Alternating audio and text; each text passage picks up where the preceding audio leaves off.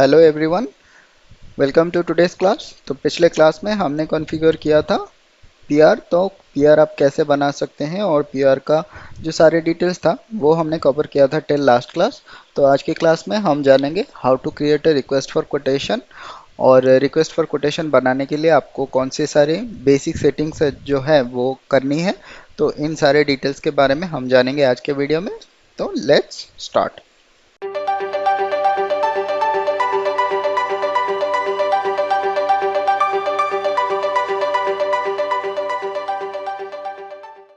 So request for quotation हमारा जो purchasing document है, परचेजिंग P2P साइकिल में पीआर बनाने के बाद में हमारा रिक्वेस्ट फॉर कोटेशन आता है। तो यहाँ पे रिक्वेस्ट फॉर कोटेशन से कोटेशन मेंटेन तक, कोटेशन मेंटेन और प्राइस कंपैरिजन तक। तो नॉर्मली ये जो प्रोसेस होता है ये हमारा वेंडर इवैल्यूएशन का प्रोसेस होता है। इससे हम क्या करते हैं, वेंडर फाइंड आउट करते हैं। तो वेंडर फाइंड आउट करने के लिए सबसे पहला जो प्रोसेस है उसके लिए हमको क्या करना पड़ेगा, रिक्वेस्ट फॉर कोटेशन भेजना पड़ेगा। तो हम क्या करेंगे, तो डिफरेंट डिफरेंट वेंडर को हम क्या करेंगे, रिक्वेस्ट भेजेंगे कि आप अपना कोटेशन दो हमारे इस मटेरियल के लिए। तो यहाँ से पहला प्रोसेस जो है शुरू होता है वेंडर फाइंड आउट करने का। तो चलिए देखते हैं रिक्वेस्ट फॉर कोटेशन का कुछ बेसिक जो सेटिंग्स आपको करना पड़ेगा वो क्या रहता है। तो उसके लिए हमको जाना पड़ेगा SPRO, फिर परचेजिंग, रिक्वेस्ट फॉर कोटेशन। यहाँ पे जो पहला वाला पॉइंट है वो है डिफाइन नंबर रेंजेस। तो इस पर हम क्लिक करते हैं। तो यहाँ पे ऑलरेडी जो है नंबर रेंजेस जो है वो ऑलरेडी यहाँ पे अवेलेबल है। अगर आपको चाहिए तो आप यहाँ से नया नंबर रेंज जो है वो आप यहाँ पे डिफाइन कर सकते हैं। तो लेट्स से कि हम यहाँ पे एक नया इंटरवल ऐड करते हैं। तो यहाँ पे हम सपोज T1 दे देते हैं नंबर रेंज, और यहाँ पे जो नंबर है वो हम दे देते हैं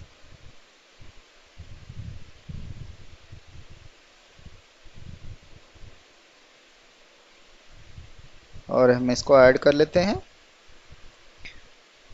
तो यहाँ पे हमारा जो नंबर रेंज है ये ऐड हो गया है। हम इसको सेव कर लेते हैं।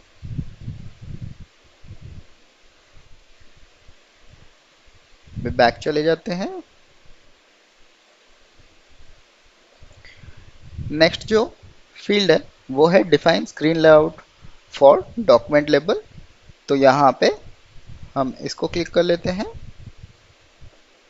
तो यहाँ पे बेसिकली क्या होता है, फील्ड सिलेक्शन जैसा हमने किया था वेंडर मास्टर पे, तो वैसे ही यहाँ पे फील्ड सिलेक्शन के लिए आपको काफ़ी सारा जो फील्ड्स है वो मिलेगा। आप कौन से फील्ड यहाँ पे सिलेक्शन करना चाहते हैं। तो यहाँ पे रिक्वेस्ट फॉर कोटेशन के लिए ANA फील्ड सिलेक्शन टाइप है।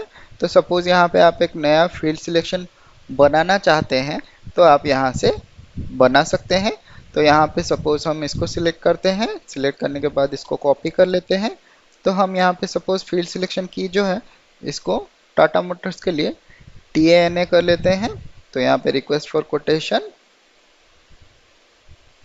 टाटा कर लेते हैं, इसको एंटर कर लेते हैं। ओके,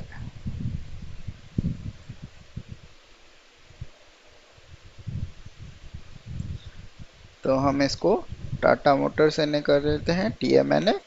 तो इसको हम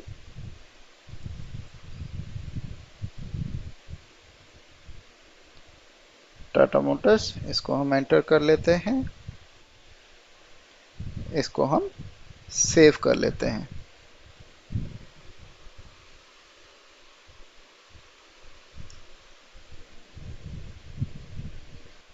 तो यहाँ पे सेव करने के बाद इसको आप सिलेक्ट करें और सिलेक्ट करके यहाँ पे डिटेल्स में चले जाएं। यहाँ पे जो काफ़ी सारे फील्ड सिलेक्शन ग्रुप है वो आप यहाँ से हर एक पे सिलेक्ट करके, जैसे हम बेसिक डेटा पे अगर सिलेक्ट करेंगे तो यहाँ पे प्लांट स्टोरेज लोकेशन और यहाँ पे इंडिकेटर और शॉर्ट टेक्स्ट मटेरियल ग्रुप और मटेरियल डिस्क्रिप्शन, तो यहाँ पे सारे जो डेटा है वो ऑप्शनल एंट्री है। तो अगर ये आप यहाँ से कुछ भी चेंजेस करना चाहते हैं तो आप यहाँ से चेंज कर सकते हैं। तो सपोज़ हम यहाँ पे ऑप्शनल एंट्री के जगह पे प्लांट को जो है मैंडेटरी एंट्री अगर कर देते हैं और इसको हम सेव कर लेते हैं।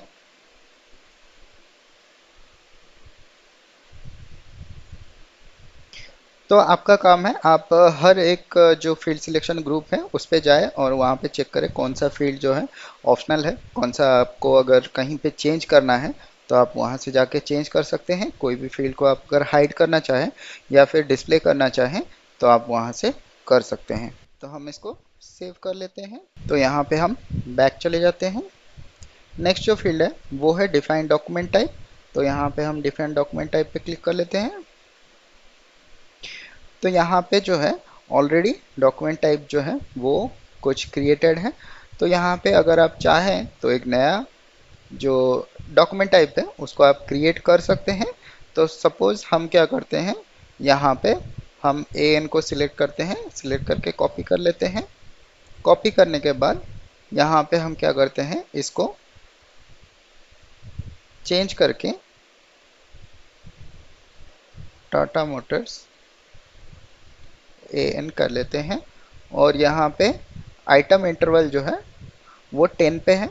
आइटम इंटरवल 10 यानी आप जब आइटम डिटेल्स जब एंटर करेंगे तो अगर आप 2-3 आइटम एंटर कर रहे हैं तो उसका जो इंटरवल है 10, 20, 30 ऐसा होके आएगा। तो यहाँ पे नंबर रेंज जो है, नंबर रेंज इंटरवल आप यहाँ पे सिलेक्ट कर सकते हैं। हमने अभी जो क्रिएट किया है वही वाला नंबर रेंज जो है हम यहाँ से सिलेक्ट कर लेते हैं।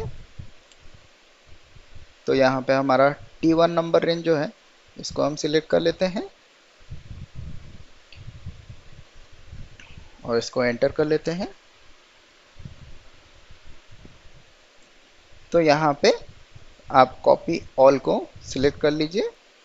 तो अभी हम इसको सिलेक्ट कर लेते हैं। सिलेक्ट करने के बाद यहाँ पे अलाउड आइटम कैटेगरी जो है इस पे हम क्लिक कर लेते हैं। तो यहाँ पे आपको जो है ये 4 टाइप का आइटम कैटेगरी जो है यहाँ पे ऑलरेडी सिलेक्टेड है। तो पहला जो है वो स्टैंडर्ड है, सब contracting, third party and service. तो इसी कैटेगरी के लिए आप जो है RFQ बना सकते हैं। तो अगर आपको कोई दूसरा टाइप का चाहिए तो आप यहाँ से न्यू एंट्रीज में जाके यहाँ पे कर सकते हैं। तो हम यहाँ से बैक चले जाते हैं और इसको सेव कर लेते हैं।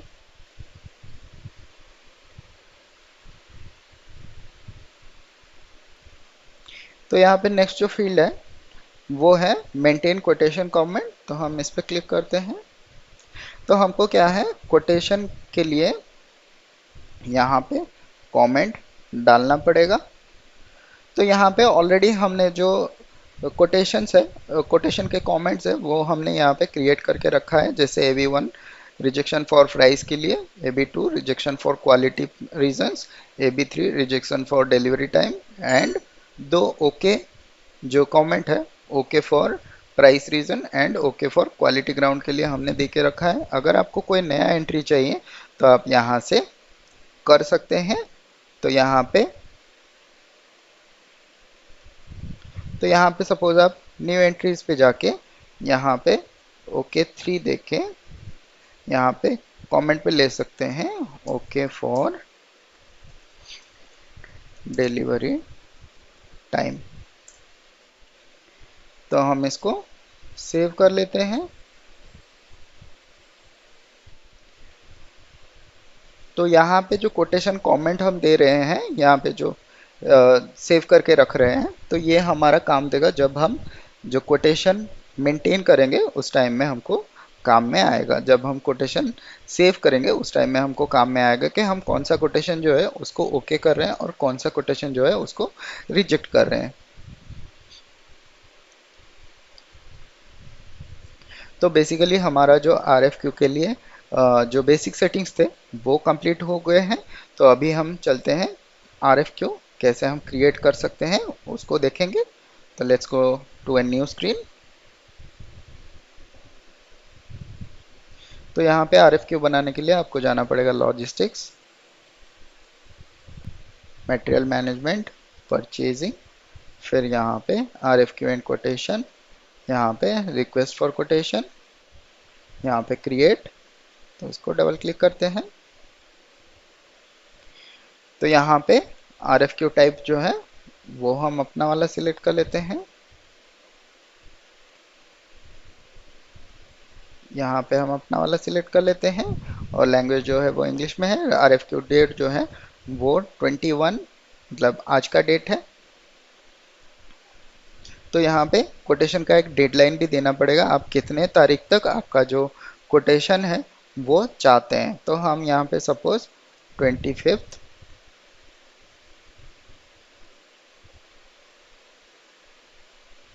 25th ऑफ दिस मंथ हम दे देते हैं।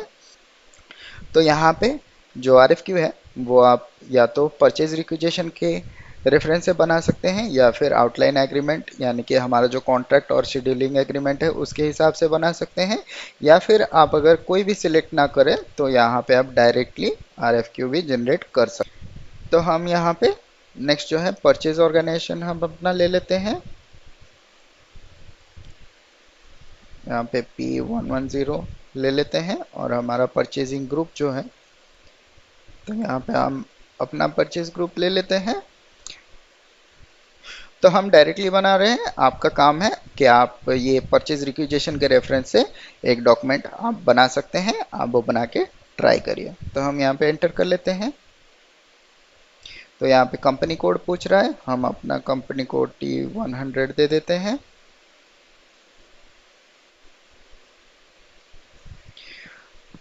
तो यहाँ पे सबसे पहला जो है फील्ड वो है कलेक्टिव नंबर।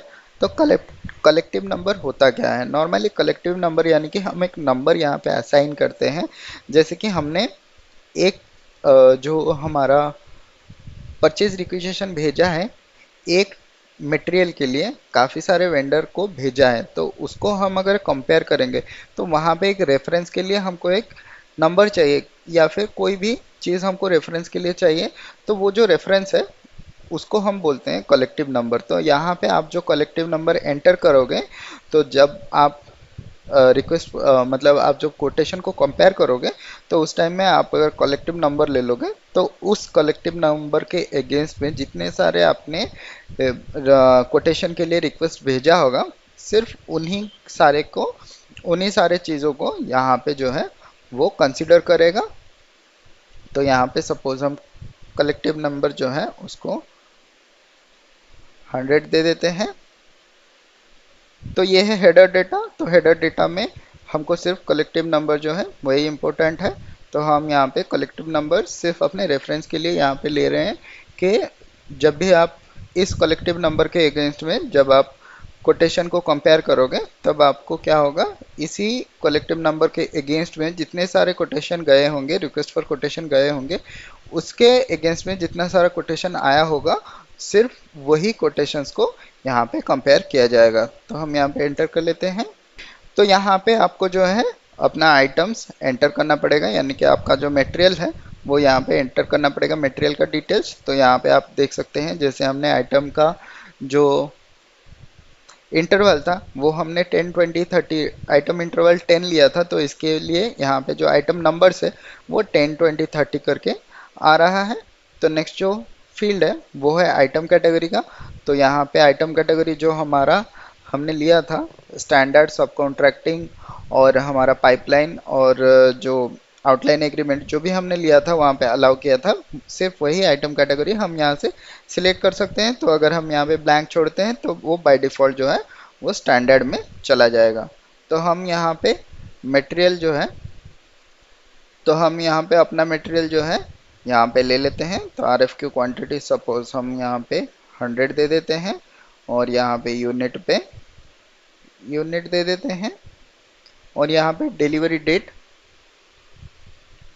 तो यहाँ पे डिलीवरी डेट एक हम मेंशन कर देते हैं, सपोज हम 31st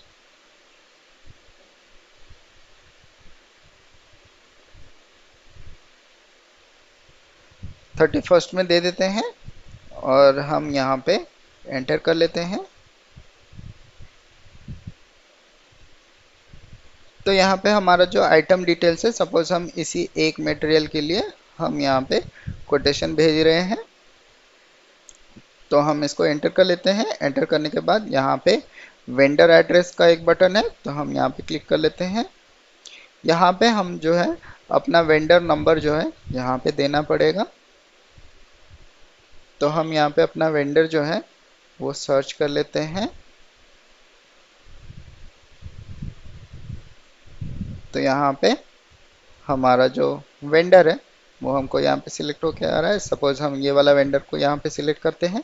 सिलेक्ट करने के बाद एंटर कर लेते हैं, तो यहाँ पे एड्रेस जो फील्ड है वो बाय डिफ़ॉल्ट कॉपी होके आ रहा है वेंडर मास्टर से। तो यहाँ पे हमारा जो नेक्स्ट काम है वो है, हम इस जो RFQ क्रिएट किए हैं इसको क्या करना है, हमको सेंड करना है अपने वेंडर के पास। तो हम यहाँ पे क्या करेंगे, हेडर में जाएंगे और यहाँ पे मैसेजेस पे क्लिक करेंगे। तो यहाँ पे आउटपुट जो है वो आउटपुट टाइप NEU है। तो यहाँ पे आउटपुट टाइप में जो मीडियम जो है वो प्रिंट आउटपुट है।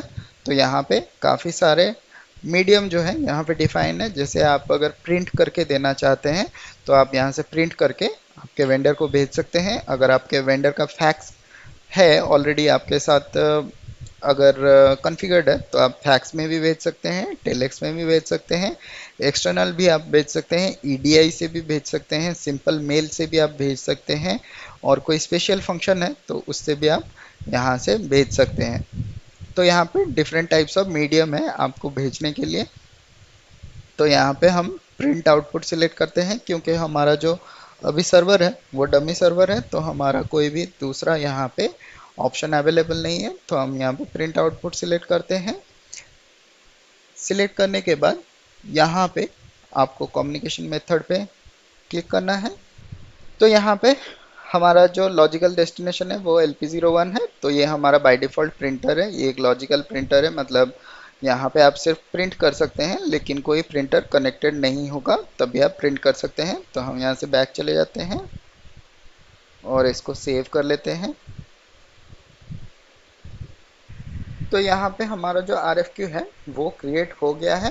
तो आपको सेम चीज़ फॉलो करना है दूसरे RFQ बनाने के लिए, आप दो तीन वेंडर के पास। तो ये आपके लिए टास्क है, आप ये सेम चीज़ परफॉर्म करें डिफरेंट डिफरेंट वेंडर को सेंड करने के लिए। तो विद द सेम मटेरियल आपको दूसरे वेंडर के पास जो है ये रिक्वेस्ट फॉर कोटेशन आपको भेजना है। तो ये आपका काम है। तो यहाँ पे ये जो हमारा RFQ हो गया है, इस RFQ को हमको क्या करना है, वेंडर के पास सेंड करना है या फिर प्रिंट करके उसको ट्रांसमिट करना है। तो हम यहाँ पे क्या कर सकते हैं, यहाँ पे हमारा एक ट्रांजेक्शन कोड है ME9A, तो हम उस पर चले जाते हैं।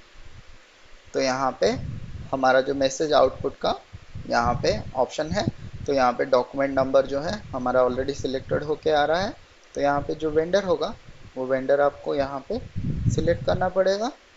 तो सपोज़ हम यहाँ पे अपना वेंडर जो है सिलेक्ट कर लेते। तो हमने यहाँ पे अपना वेंडर जो है वो सिलेक्ट कर लिया है। सिलेक्ट करके हम यहाँ पे एग्जीक्यूट कर लेते हैं।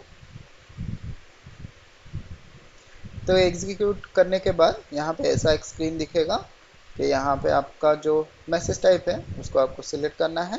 तो यहाँ पे अगर आप इसको सिलेक्ट करके डिस्प्ले मैसेज में क्लिक करेंगे तो आपका ये जो प्रीव्यू है ये देखने को मिल जाएगा। तो यहाँ पे जैसे एक हमारा फॉर्म बनाया गया है, फॉर्म टाइप का है, इसको हम बोलते हैं स्मार्ट फॉर्म्स। ये आप एडिट भी कर सकते हैं कि आपका जो आउटपुट मैसेजेस हैं वो आउटपुट मैसेज कैसे डिस्प्ले यानी कि कैसे दिखाई देगा, वो सारा कुछ आप यहाँ पे बना सकते हैं। तो नॉर्मली यहाँ पे कंपनी जो है मिंडा और उसका एड्रेस यहाँ पे आ रहा है, और यहाँ पे वेंडर का जो नंबर है आपके साथ उसका नंबर आ रहा है, और यहाँ पे RFQ का नंबर आ रहा है, और यहाँ पे डेट्स आ रहा है, और आपका जो कॉन्टैक्ट यहाँ पे है टाटा मोटर्स के लिए।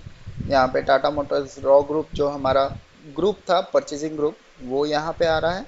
तो यहाँ पे डेडलाइन भी, कोटेशन का डेडलाइन भी मेंशन होके आ रहा है, डिलीवरी डेट भी मेंशन होके आ रहा है। तो ये जो है अगर हम प्रिंट करके भेजते हैं तो हमारा ऐसा दिखेगा जो वेंडर को आउटपुट जाएगा। तो हम बैक चले जाते हैं और इसको सिलेक्ट करके आउटपुट मैसेज पे क्लिक कर लेते हैं।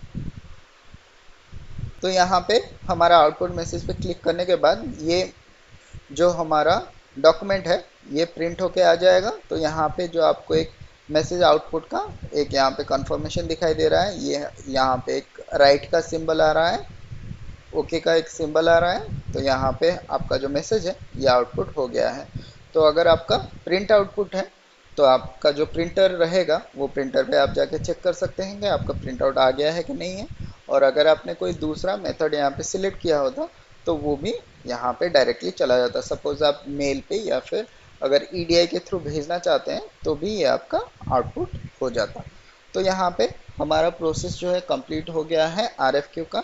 तो आपका काम है कि आप डिफरेंट टाइप्स ऑफ आरएफक्यू बनाएं और डिफरेंट सेम मटेरियल के साथ आप different different RFQ different vendors के पास भेजें। रिक्वेस्ट फॉर कोटेशन के बाद जो आता है कोटेशन या फिर मेंटेन कोटेशन, तो बेसिकली दोनों सेम होता है, मेंटेन कोटेशन या फिर इसको हम कोटेशन भी बोलते हैं।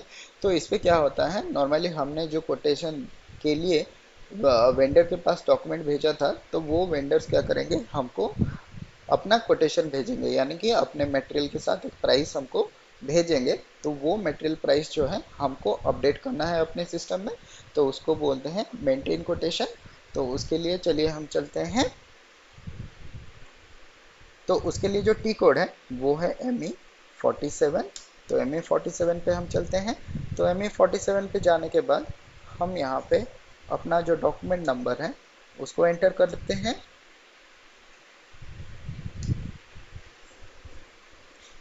तो यहाँ पे एंटर करने के बाद यहाँ पे लाइन आइटम आ गया है और हमारा वेंडर नंबर जो है वो भी आ गया है। तो यहाँ पे हम नेट प्राइस जो है, जो हमारे वेंडर ने हमको भेजा है, वो हम यहाँ पे एंटर कर लेते हैं। सपोज हमारे वेंडर ने जो प्राइस है वो 10 रुपीज़ पर 1 यूनिट के लिए भेजा है। तो हम यहाँ पे इसको एंटर कर लेते हैं। तो हम यहाँ पे ये हमारा लाइन आइटम को सिलेक्ट करने के बाद यहाँ पे आइटम डिटेल्स है, तो हम अगर इस पर क्लिक करते हैं तो यहाँ पे जो रिमाइंडर्स है वो कॉपी होके आ रहा है, या तो हमारे इन्फो रिकॉर्ड से या फिर हमारे मटेरियल मास्टर से कॉपी होके आ रहा है, लेकिन हम यहाँ से इसको एडिट भी कर सकते हैं। तो यहाँ पे जो इन्फो रिकॉर्ड का इन्फो अपडेट का ऑप्शन है, अगर हम यहाँ से सिलेक्ट करते हैं, यहाँ पे जाके different types of info update का ऑप्शन है, तो पहला जो है वो है नो अपडेट का। तो अगर हम इसको ब्लैंक छोड़ते हैं या फिर इसको सिलेक्ट करते हैं तो हमारा इन्फो रिकॉर्ड में कोई अपडेट नहीं होगा। नेक्स्ट जो ऑप्शन है वो है ए, यानी कि इन अपडेट विथ और विदाउट प्लांट। तो यहाँ पे जो अगर ए हम सिलेक्ट करेंगे तो ये प्लांट के साथ या फिर प्लांट को छोड़ के भी जो इन्फो अपडेट है वो अपडेट हो जाएगा। नेक्स्ट जो बी है वो है सिर्फ प्लांट के साथ यहाँ पे अपडेट हो जाएगा। अगर हम सी सिलेक्ट करते हैं तो विदाउट प्लांट जो है यहाँ पे अपडेट हो जाएगा। तो हम इसको ब्लैंक छोड़ लेते हैं। अगर आपको ज़रूरी है तो आप यहाँ से कोई भी ऑप्शन चूज़ कर सकते हैं ताकि आपका जो इन्फो रिकॉर्ड है वो ऑटोमेटिकली अपडेट हो जाए इस कोटेशन प्राइस के साथ। तो हम यहाँ से बैक जाते हैं।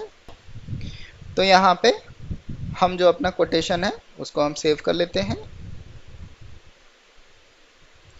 तो यहाँ पे जो हमारा कोटेशन है वो मेंटेन हो गया है। आपका काम है कि आप जो दूसरे वाले कोटेशन आपके वेंडर ने भेजा होगा उसको आप यहाँ पे सेव करें।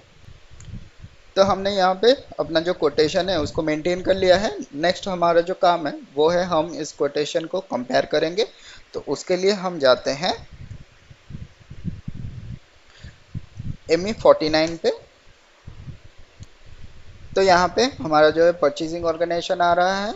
तो यहाँ पे हम अगर कोटेशन नंबर चाहें तो कोटेशन नंबर भी यहाँ पे एंटर कर सकते हैं, और हम यहाँ पे कलेक्टिव RFQ जो हमारा कलेक्टिव नंबर हमने लिया था वो हम यहाँ पे एंटर कर लेते हैं।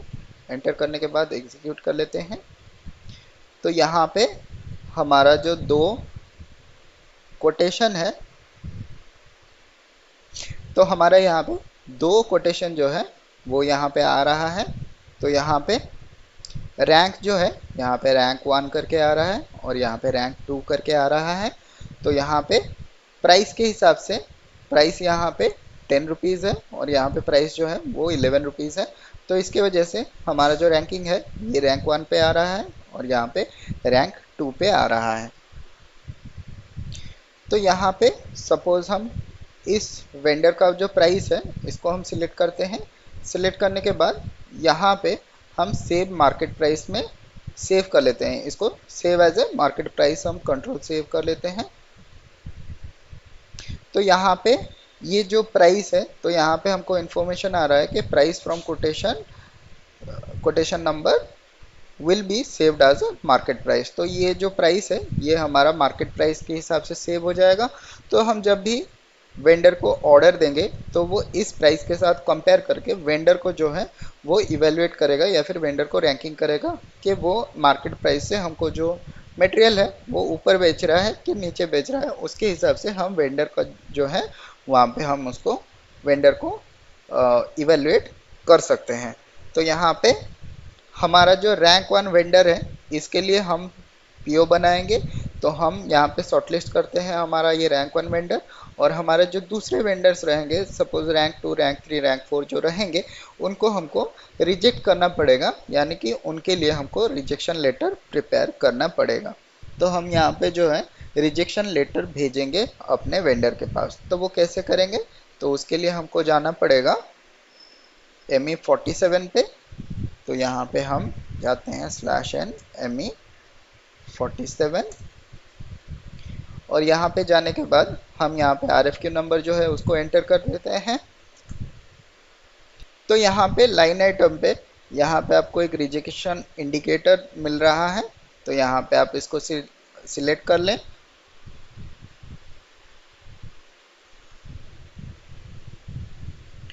उसके बाद हम हेडर पे जाके मैसेजेस पे क्लिक करते हैं।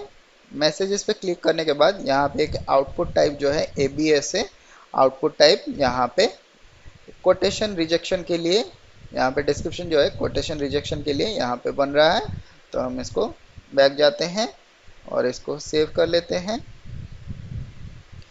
सेव करने के बाद अभी हमको क्या करना है, ये जो वेंडर है इसको हमको भेजना है कि रिजेक्शन लेटर जो हमने अभी बनाया है तो उसको अभी क्या करना है, उसको भेजना है हमको अपने वेंडर के पास। तो उसके लिए हमको क्या करना पड़ेगा, उसके लिए हमको जाना पड़ेगा ME9A जिसे हमने ट्रांसफर किया था RFQ। तो यहाँ पे /n ME9A में जाते हैं और यहाँ पे हमारा जो डॉक्यूमेंट नंबर है वो सिलेक्ट होके आया है। यहाँ पे हम इसको एग्जीक्यूट करते हैं। तो एग्जीक्यूट करने के बाद यहाँ पे जो हमारा मैसेज टाइप था यहाँ पे ABS करके आ रहा है, तो हम इसको सिलेक्ट करते हैं। सिलेक्ट करने के बाद यहाँ पे अगर आप डिस्प्ले मैसेज में चेक करेंगे तो आपका जो मैसेज है वो आपको यहाँ पे दिखाई देगा कि आपका जो लेटर है वो ऐसा हेडिंग में डिस्प्ले में जाएगा, rejection letter relating to RFQ number. तो यहाँ पे जो सारा डिटेल्स है वो यहाँ पे आ गया है। तो यहाँ पे जो रिजेक्शन लेटर है उसका प्रीव्यू है, इसको हम ओके कर लेते हैं।